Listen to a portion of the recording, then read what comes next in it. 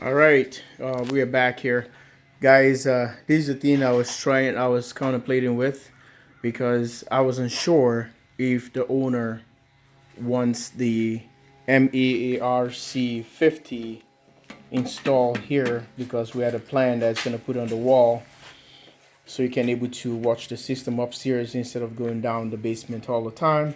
So now he decided that temporarily we're gonna put it there. So I don't know. What do you think? I think that'll be a good deal for right now. I think when I get my 100 amp box swapped around to something a little bit bigger, get a hold of an electrician and connect everything, we could then at that point move, if I want, the box from there to a position upstairs using the longer cable and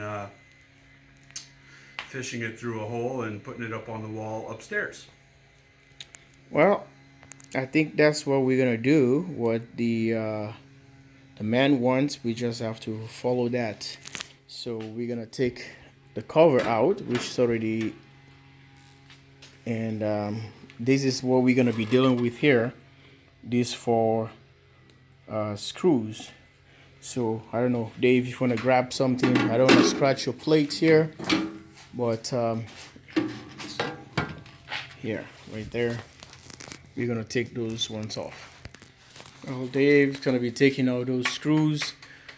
So it's gonna be some kind of, we have to experiment something or improvise something here that's supposed to hold the MEARC 50, which I'm gonna show Dave how things go.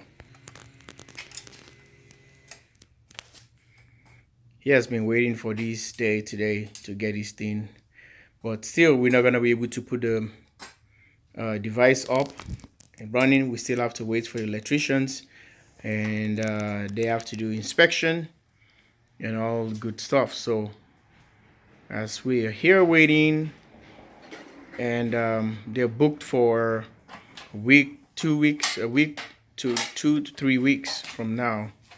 All right, so we already got the cover open, and we're gonna get back and put the MEARC 50.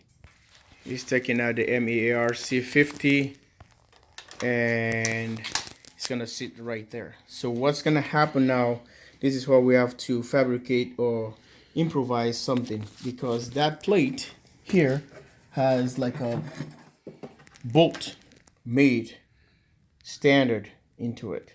So we have to find bolt and nut this size to get into that MEARC 50, which Dave is going to be looking for soon as we go, and stay tuned.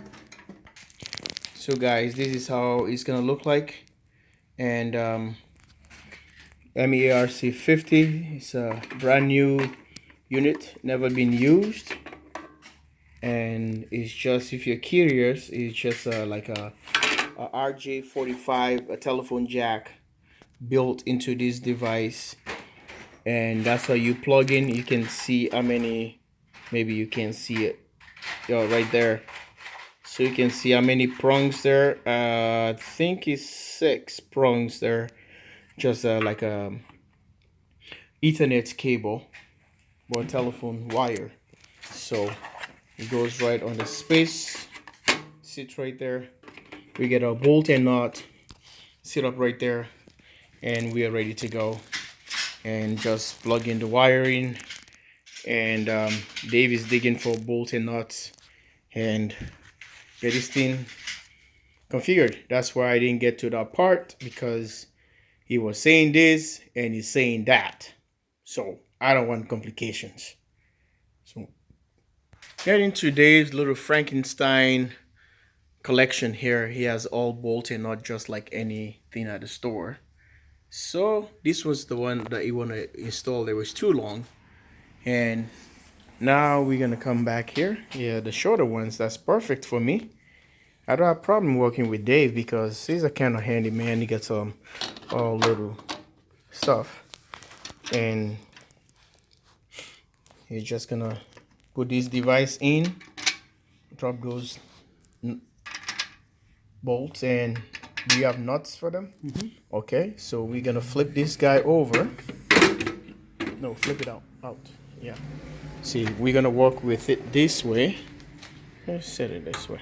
Okay. So we're gonna set it this way, and while Dave is gonna be screwing up the stuff, and look at that.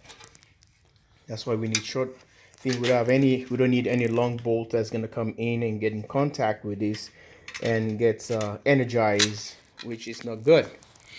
So David's putting on the screws, bolt and nuts, and we go from there.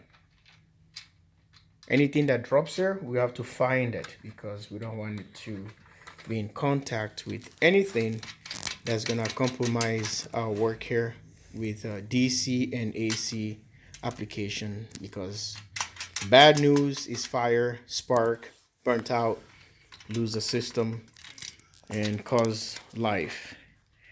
We don't want that. And property, asset, everything. So he's doing whatever he's doing, and stay tuned. You know, this is how it looks at the front, and well, he's fighting with that thing. He's so serious when it comes to the things that he's trying to do, trying to be Mr. Perfect. Yeah, not too much. Okay. Just tighten up. Not Yeah, wrenching it. snuggle tight. So this is gonna be now if he gets back there. So I know. There you go. So this is how it is. This probably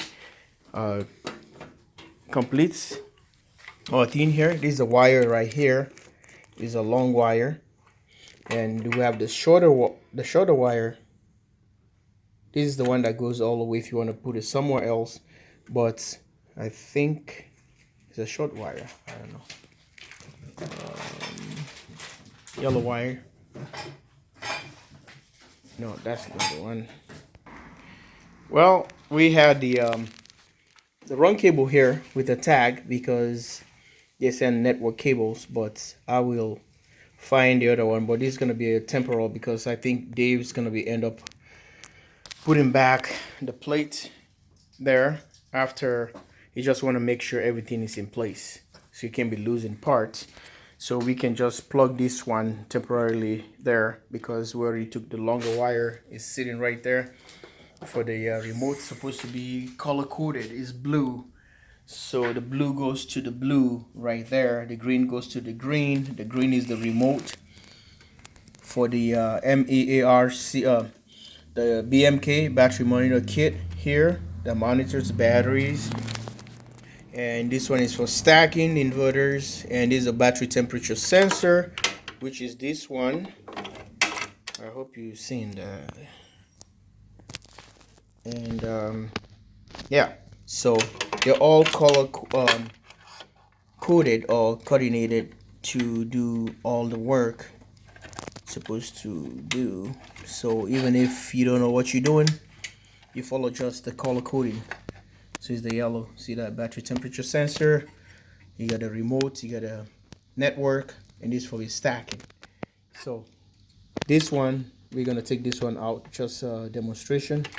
It's gonna sit right there. So, and Dave's gonna plug this one here. There you go. So if this one, just we're not gonna put this way, it's just because we just want how Dave gonna be satisfied with this machine, that everything, the parts, that they're all there. So what do you think? I think it's a sharp looking machine. So, well, guys, this is the final conclusion of our install, and the machine has made it to the final destination. We're gonna be working on the batteries now as we speak. Thanks for watching. Like and subscribe. Any words of wisdom, Dave?